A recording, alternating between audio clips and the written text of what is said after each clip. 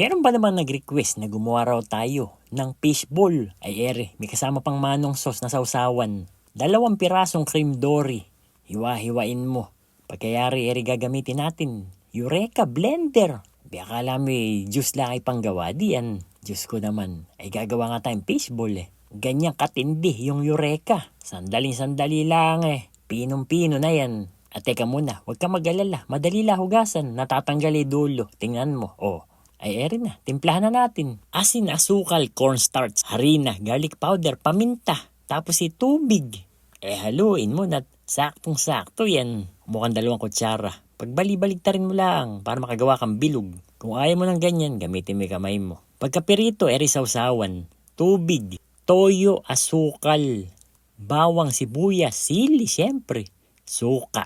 Tapos cornstarch. Pag kumulo, yan ere na. Tuhugin.